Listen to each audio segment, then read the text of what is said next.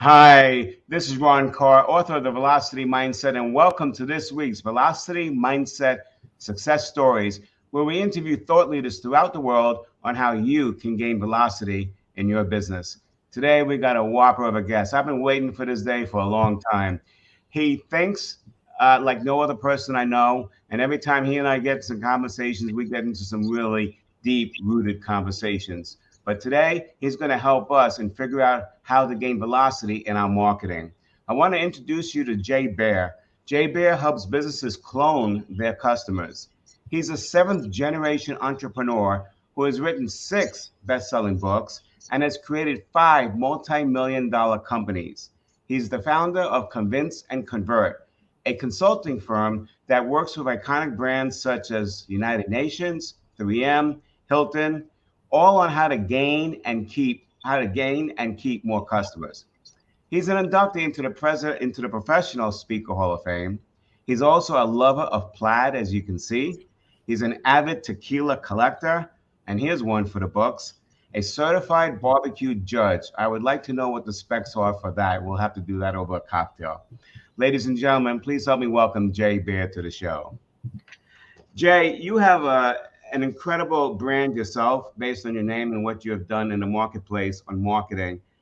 Share with the audience, please, off the top of your head, what would be the 3 mistakes you constantly run into that people do in marketing that strip them of their velocity?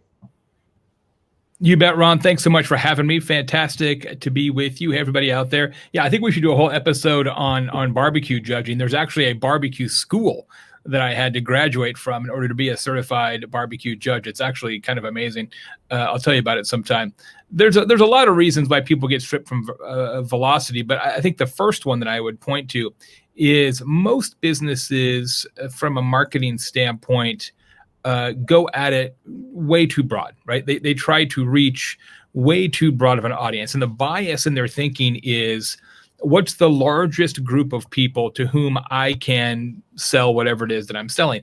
And that's the exact opposite approach of what you should take. What you should be thinking is, what's the narrowest possible audience of people who are going to think that whatever it is that I'm selling, whatever it is that I'm offering, is amazing, right? You want the smallest passionate audience, not the biggest meh audience. And it doesn't matter whether you're selling cars or houses or drills or ball bearings or doing a live show or a podcast or a book or a haiku. It's never going to be successful unless some people believe that whatever it is that you're creating is the best version of that thing in the world. People ask me a lot about, well, how do you make a podcast more successful? I'm like, well, be more relevant, be more specific, be more targeted. Relevancy is the killer app. So from an audience perspective, you got to think smaller, not bigger. That's my first tip. So let's see if we can give an example for the audience to understand. So let's suppose you want to sell something to the consumer market, right? Now the consumer is big. Fair statement? Yeah. All right. So what questions would you ask that would let them hone down to a smaller, narrow market that will give them better results? Yeah, you want to ask questions like, who cannot live without this, right? Who will find this particular product or service or podcast or book indispensable in their lives, and what ties those people together? I'll give you an example of my podcast, which is called Social Pros. It's a podcast about social media, but it's a podcast about social media in business. And it's a podcast about social media in business only for medium-sized and large companies, right? So it's a social media podcast with sort of 3 filters underneath it, right? So it's not the biggest social media podcast in the world, but it's, for that audience, big company social media practitioners, it is far and away the most relevant possible podcast in the world. That's the audience that I care about. So I've built a show that is hyper relevant to that audience. So now when you're doing your messaging to that audience, right, what are some of the key points that one should look at in their messaging to make sure that it lands? Well, it's funny you say that. A lot of times when people go to the trouble of narrowing down their audience, right? And so they do what we've talked about here. They've thought about, how can we be more relevant? How can we be more specific? How can we be more inescapable for a particular focused audience? they go through that exercise, Ron, but then they don't actually tell anybody about it, right? It's a boardroom exercise that doesn't actually then get incorporated into the messaging, right? So if you're going to create a podcast that's only for big company social media practitioners, when you're promoting the podcast, you should say, this is the podcast for big company social media practitioners, as opposed to hoping that the audience will figure it out themselves. And what's funny about that is so many business people, especially on marketing, say, well, geez, if we tell people that it's for this group, then if people are not in that group, they'll think it's not for them. Right. And exactly. That's exactly right. That's okay.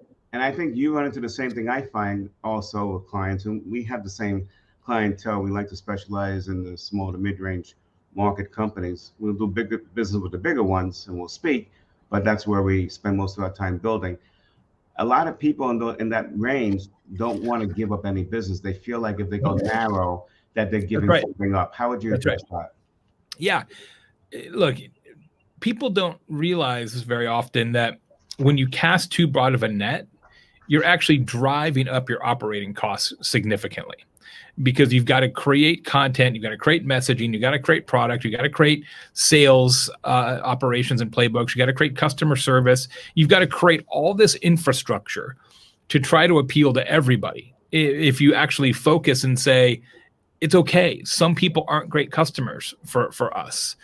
It allows you to spend a lot less on all these other trappings. But it's true, especially in small and medium-sized businesses, Ron, this idea that you're going to intentionally turn your back on revenue is hard for people to swallow. But trust me when I tell you, it is the right approach. Yeah, because I've seen that you'll actually gain more revenue and faster if you have that niche and you have the right messaging. That's right. And so forth. That's right. You wrote a book on Youtility. Can you describe the concept that you talk about Youtility, what it means to the audience, please? Yeah, Youtility, which is spelled Youtility, Youtility, is creating marketing that is so useful, people would pay for it. It's marketing that people want to receive instead of what is typically in the market, which is marketing that people simply tolerate. And the idea of Youtility is that if you provide information or resources or anything else that the customer can utilize, that will create a relationship between your organization and that customer. And some percentage of those customers will actually pay you money eventually. Maybe not today, but down the road, they will. It really is an investment in relationship building that culminates in revenue and profitability downstream. There's lots of examples of companies doing this well. Lots of organizations use the Youtility framework now in terms of how they approach, especially content marketing and that kind of marketing approach. But it can be tricky sometimes because it's not great for instant results, right? If you're like, hey, we got to make a bunch of money in August, or we got to make a bunch of money in Q3. Youtility is not going to do it for you, because it by definition requires you to understand what people really need beyond what it is that you're selling. B, give them those things. C, use that to develop a relationship. D, that relationship culminates in revenue eventually. So it's a very, very strong mid and long-term approach. It's not a very good short-term approach. So would you agree then, if you're launching a new brand, that the marketing that you're going to create has to have some utility in nature, so there's a value there, but also it's not going to be like the cash register that's going to start ringing in the first month.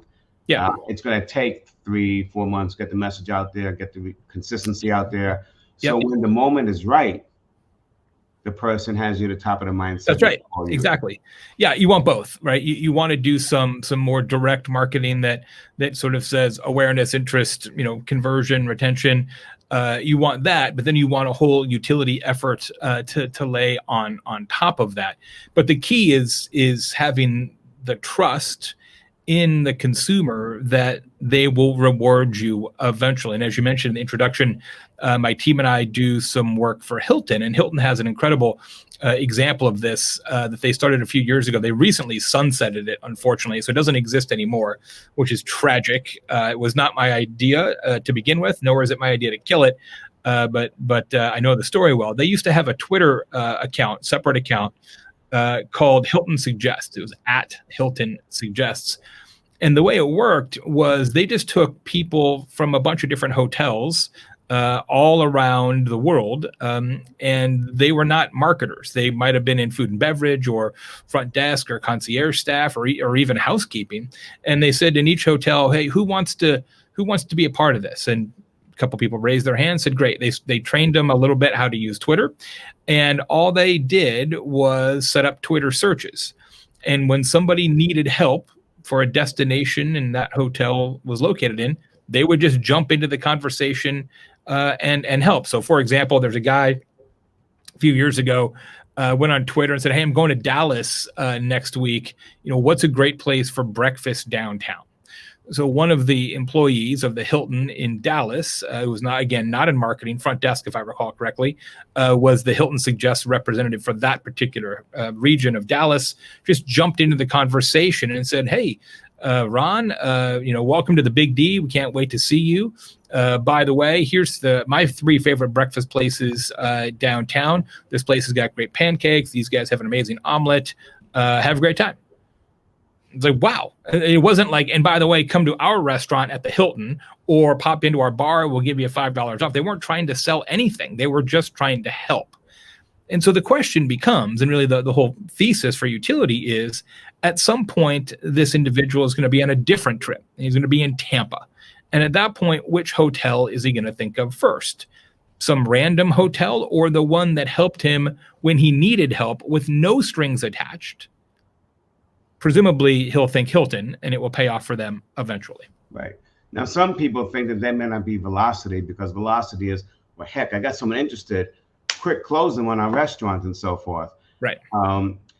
But I have to believe, though, the relationship, by doing it this way and giving them value, would pay off more and faster down the road, because now they know Hilton has their back.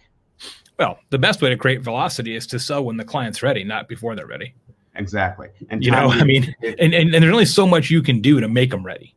Right. That's the challenge, right? And when people get into the wrong velocity mindset, they think that everything is a click away. So if I show somebody an ad and they click on it, well, then surely they're ready to buy a house. So yeah, they're probably going to want to kick the tires on that just a little bit, right? So velocity doesn't mean they're going to buy instantly. It does mean that you can create interest instantly and then nurture them until they're ready to make a purchase. Right. So what I always tell clients is you can have all the right answers you want, but if they're not ready and the timing's not right, they're not buying. Doesn't matter. Yep. The trick is to get into the consciousness of their mindset. So when they're ready to buy or something comes up, you're the first person they think of. That's exactly right. And the best way to do that is ironically not for the business to do it, although certainly having Youtility helps. The best way to do it is for the existing customers to do it, right? I mean, I wrote a book about this a year or two ago. The best way to grow any business is for the customers of that business to do the growing for you, right? So right. Word of mouth has been the best way to grow businesses since the first caveman sold an arrowhead to another caveman. It's always been the best. It will still be the best forever. Referrals and word of mouth is always the strongest way. But it's weirdly, Ron, the one part of business that nobody ever focuses on, right? Nobody has a word of mouth strategy. I know this because I did a whole bunch of research on it. Fewer than 1% of businesses have a word of mouth strategy, which is crazy to me. What would be a simple word of mouth strategy that maybe some of the listeners can try and port over to their businesses? Yeah, well, I mean, let me just articulate this difference. I think it's important. There's a difference between reactive and proactive word of mouth, okay? So reactive word of mouth is somebody says, "Hey, we've been reading any books lately?" They're out to dinner with friends, let's say. And they're, "Hey, you watching any Netflix shows?" "Yeah." "Hey, what books you reading?" "Oh, I just finished a book by Ron Carr called The Velocity Mindset. It's fantastic. You ought to read it." Great. That's reactive word of mouth, right? The recommendation is given when the conversational topic is on that thing. In this case, business books. Proactive word of mouth is you're out to dinner with your friends and you're not talking about books at all. You're talking about the Olympics.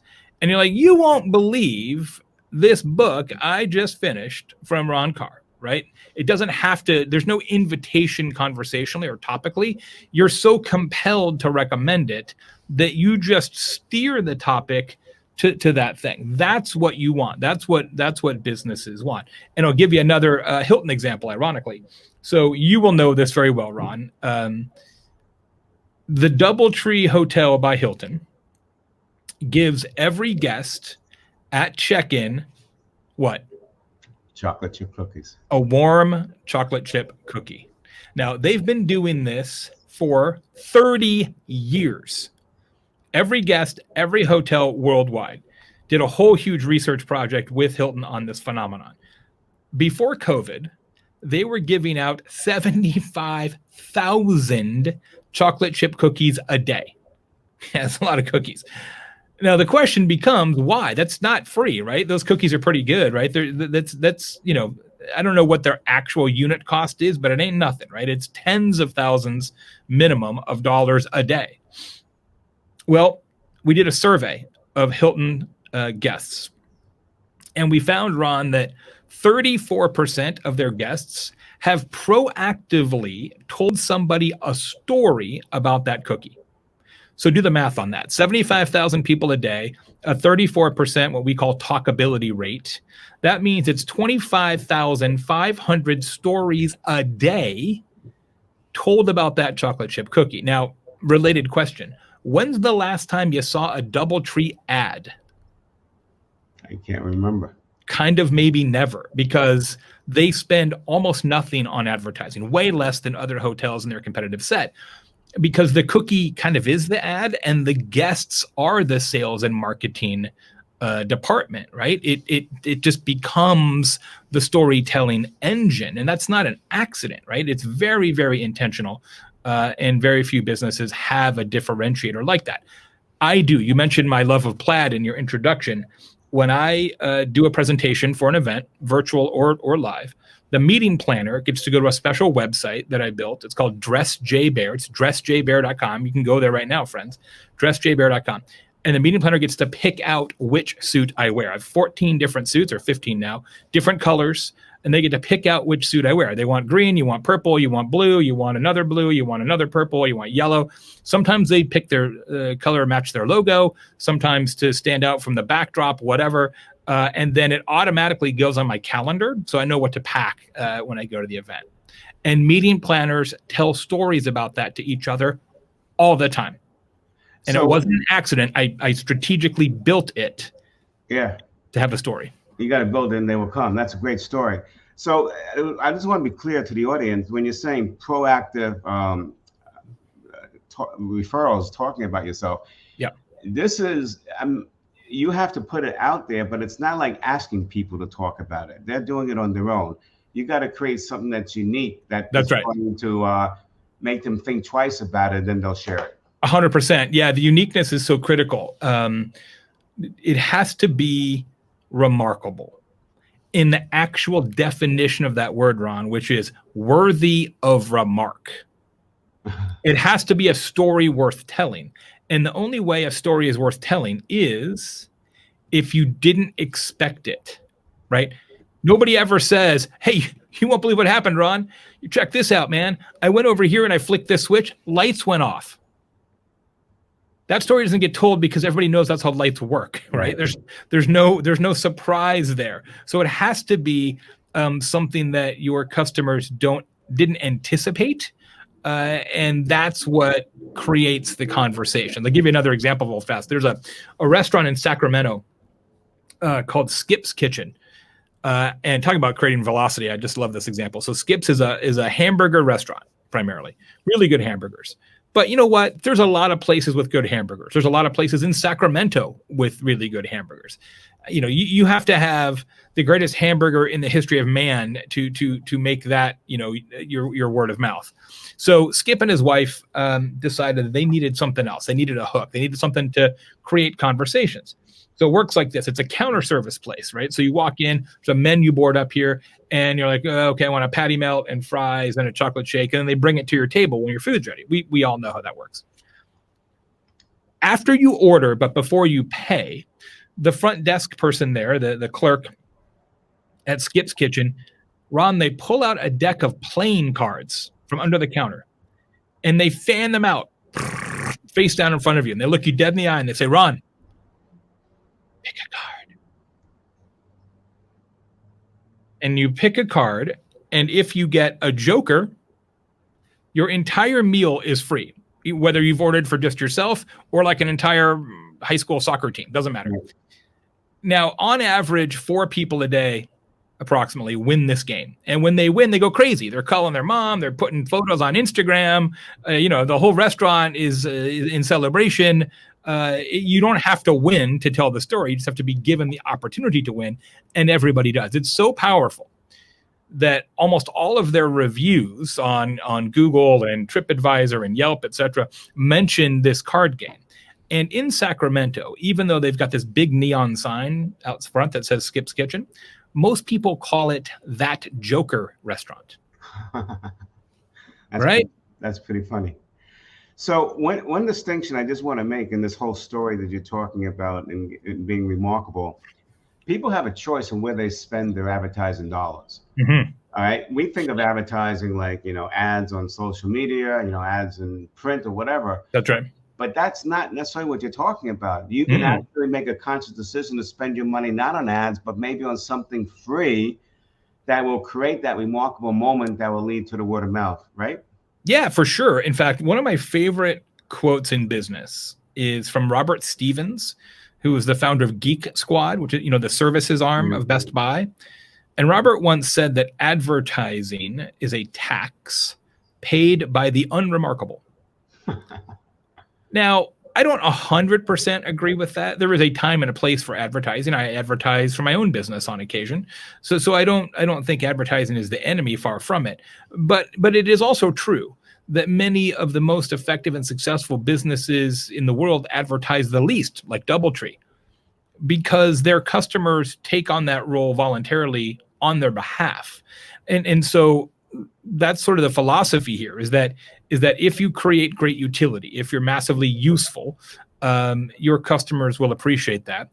And if you mix into that something that they don't expect, they will tell your story to their friends, and you don't have to pay for that. You just have to allow it to happen and give them something to talk about. And so I always tell my clients, like, before you start spending a bunch of money on ads, couldn't we do something operationally on the customer experience side that unlocks the conversational power of your customers? Do that first, and then put advertising on top of it. To me, that's the velocity mindset, right? Is do something that's worthy of a story, and then get more people exposed to the story.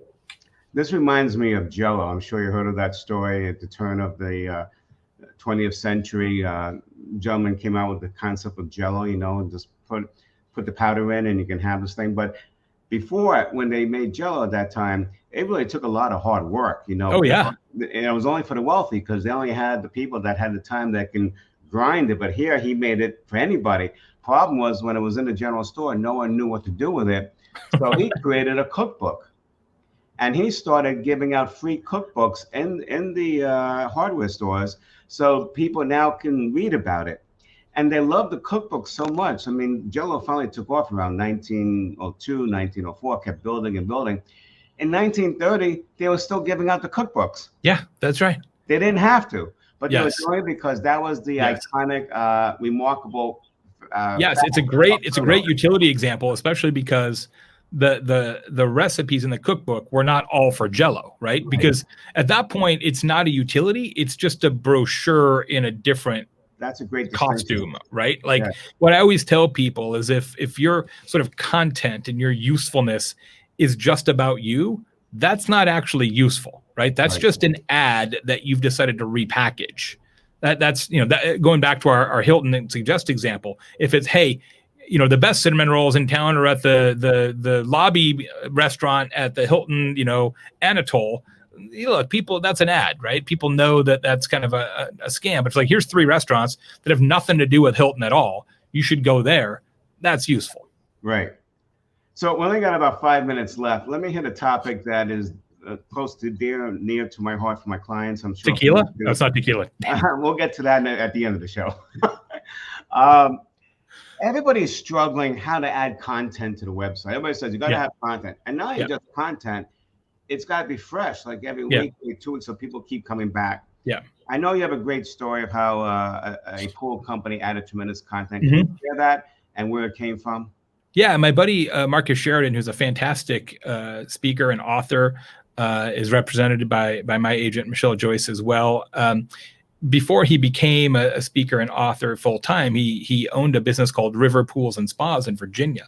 And in the economic collapse of a decade ago, they were in real big trouble because when you have a big economic crash, the one thing nobody wants to do is buy a swimming pool, right? That is not in the cards. So they were in big trouble. He had a pretty big staff, dozens of employees.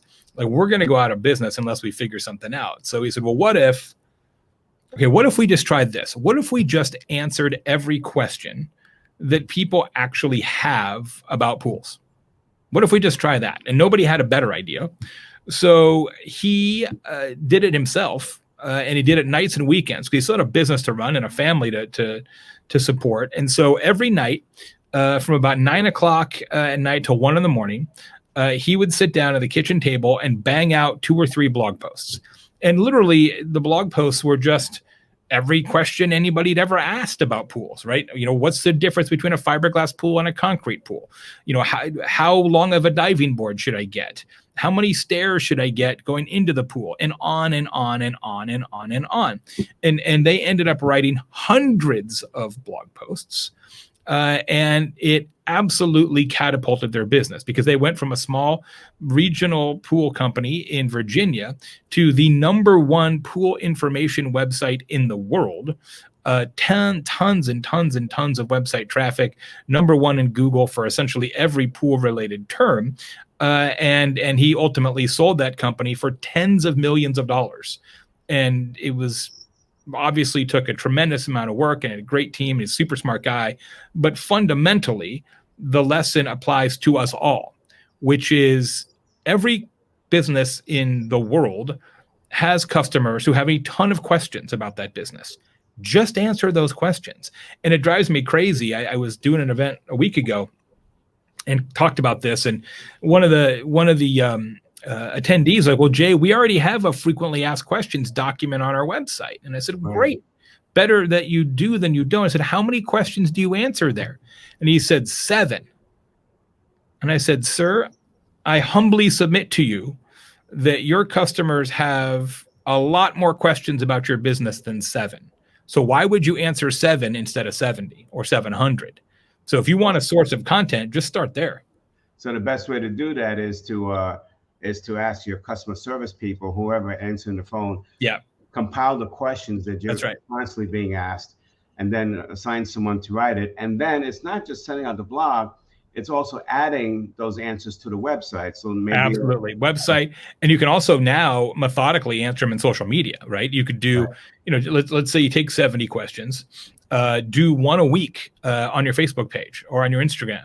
Well, there's, a year plus worth of weekly content right there. Do it as a video. Say, hey, I'm Ron Carr. This is question 32 from our customers, boom, 2-minute video once a week. And it doesn't mean that you have to send blogs out proactively. No. What you're saying is you can just say, hey, here's a question everybody's asking. You want the answer, click on the link and it's on your website. That's right. Yeah, and either way. It brings them to the website to increase the rankings in Google and so forth. Yeah, absolutely. Although it is tricky now. When you link to a website in social media, right? It is harder because they don't want you to leave, right? Facebook doesn't want people to go to your site.